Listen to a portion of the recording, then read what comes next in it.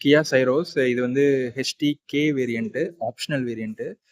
Base வேரியன்ட்க்கு அடுத்தது இது. இது வந்து பார்த்தீங்கன்னா வித்தவுட் ஆக்சஸரீஸ் இருக்கு இப்போ. இங்க பார்த்தீங்கன்னா உங்களுக்கு சன்ரூஃப் வந்து இந்த ஃப்ரண்ட் மட்டும் தான் வரும். ஹோப் உங்களுக்கு தெரியுதுன்னு நினைக்கிறேன்.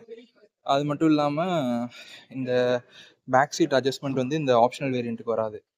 பேக் சீட் அட்ஜஸ்ட்மெண்ட்டுன்னு அந்த வீடியோவில் பார்த்துருப்பீங்கன்னு நினைக்கிறேன். அதே மாதிரி இந்த பேக் சீட்டில் வந்து இந்த செப்பரேஷன் வராது.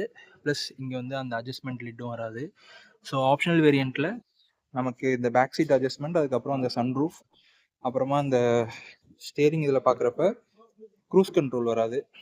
மற்றபடி இந்த சீட் அட்ஜஸ்ட்மெண்ட், இந்த சீட் அட்ஜஸ்ட்மெண்ட், அப்புறம் ஹைட் அட்ஜஸ்ட்மெண்ட், அப்புறம் இந்த ஸ்டேரிங் லிட் அட்ஜஸ்ட்மெண்ட் இருக்கும்.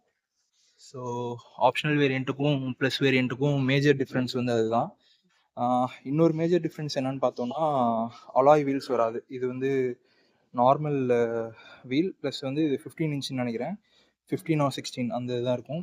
பட் அலாய் வீல்ஸ் வராது. So HT-K plus and HT-K ஆப்ஷனலுக்கு வந்து இதுதான் டிஃப்ரென்ஸு.